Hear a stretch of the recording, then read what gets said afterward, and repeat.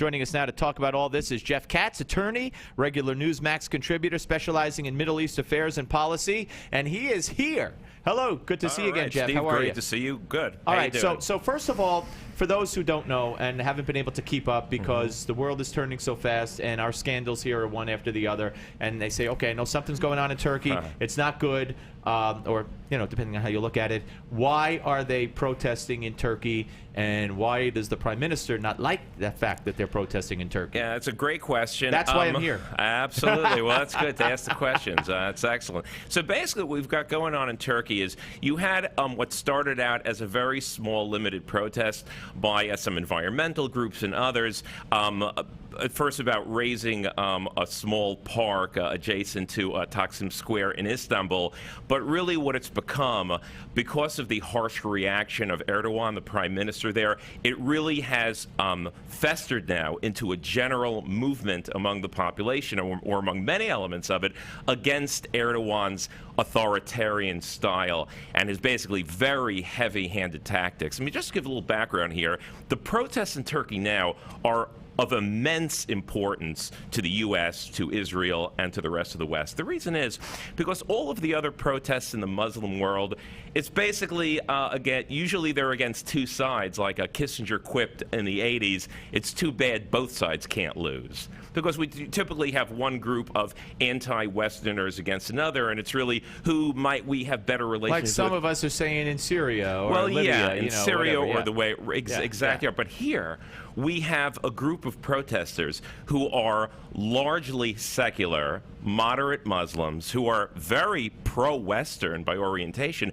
and we actually have them standing up against a creeping Islamism which is being foisted upon them by Erdogan, the prime minister. Now, of course, Erdogan does have a, look, he's won 3 elections, his Islamist party.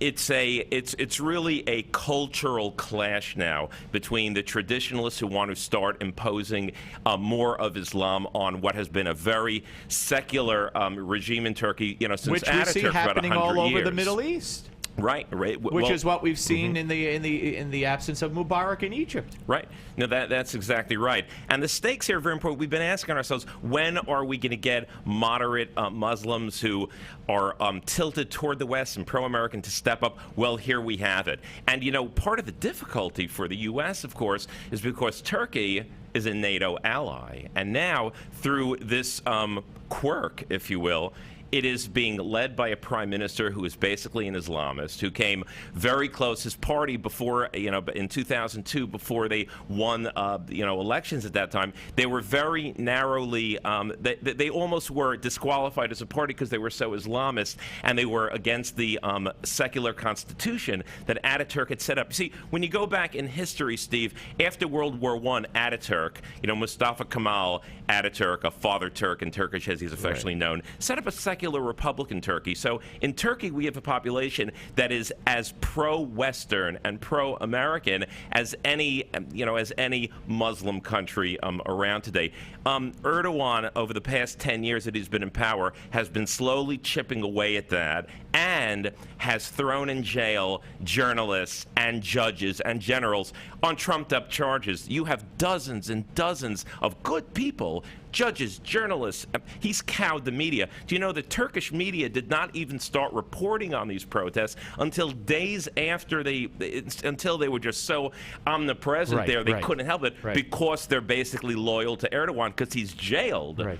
He's jailed his political opponents. So they did that out of fear? I mean, they refrained from reporting out of fear? Absolutely. Yeah. Either out of fear or because, support? Yeah, because the ones who really would have been the most active against him and his political opponents, are in jail, or they're cowed, like you said, they're just fearful of going up against him. So it's a very bad situation. You have a guy who, Erdogan, the prime minister, who stood next to Obama about 3 weeks ago in the Rose Garden. That is true. That was right before these protests. Yes. And Obama has a problem on his hands now. It is, well, I guess a problem on multiple fronts. Yes.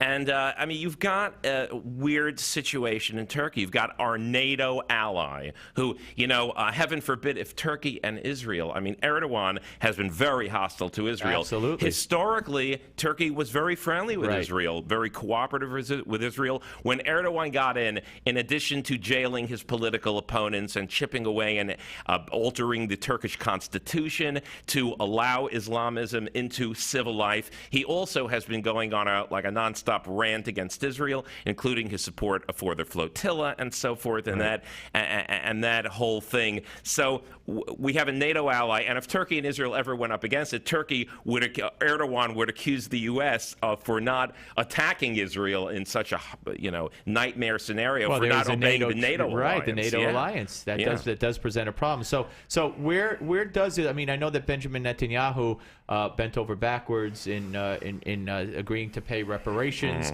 to the families. Apology, and then you had Kerry there equating what happened in Boston with the marathon victims with the victims of the flotilla. So every effort is being made to placate this guy. When does he start, or does he ever start, actually trying to mend fences with Israel? Yeah, he's probably not going to. I mean, Erdogan will probably not, because, you see, he has, there's a traditionalist element within his population that's about half the population. The political opposition is very fractured and segmented in Turkey. That's why Erdogan feels that if he can appeal to his base, he's politically safe. But the question is this really a democracy? True, at the ballot box he wins because his party is stronger than any other party, and the political opposition is fragmented, but we've got a total disregard of human rights, civil rights.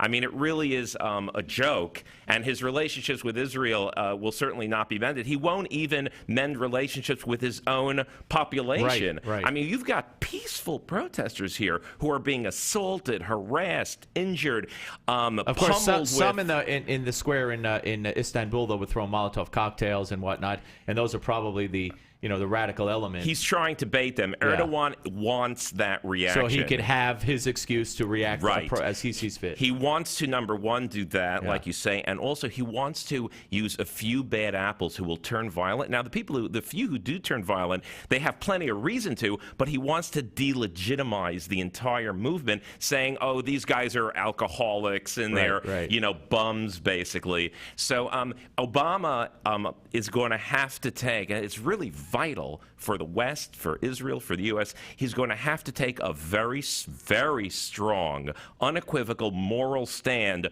that supports civil rights, human rights, the right to peaceful assembly, the right not to be thrown in jail on trumped-up charges, and which means effectively he's going to have to come out in favor of the protesters, like the EU has done now, effectively. But can Obama do that? And even if he does it, is there any meat to it? Because we've seen what's happening in Egypt. We've seen Christians persecuted, killed, thrown in jail, and others, and the crackdown by the Brotherhood and by the So if he's not going to do it with Egypt, a country we're giving billions and billions of dollars of money and weaponry to, then how does he pull strings with Turkey? Yeah, we have to hope and really pray that these protesters, really that they become articulate spokesmen for a moderate, Western-leaning group of Muslims, and not only that they have success in Turkey in stopping this one-way, Islamization process, but also that this movement that these protesters have started in Turkey moves beyond Turkey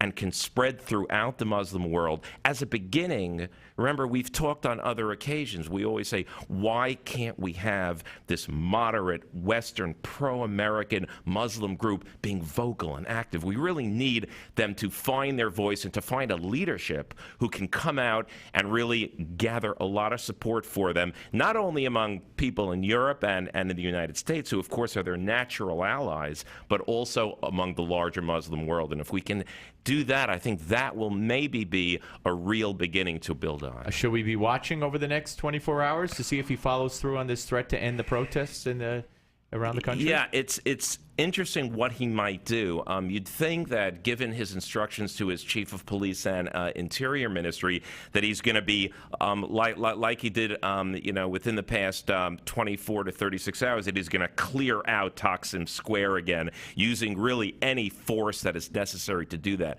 Again, to appeal to his base. But the one miscalculation I think he may be making is, even though he does have a bare majority in his country of traditionalists who basically support a little bit more of Islam in civil life, these are people over the past 100 years.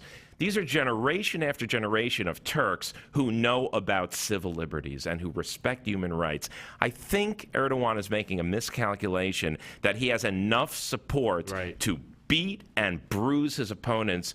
I think that is a miscalculation. We shall see. Jeff Katz, attorney, regular NewsMax contributor.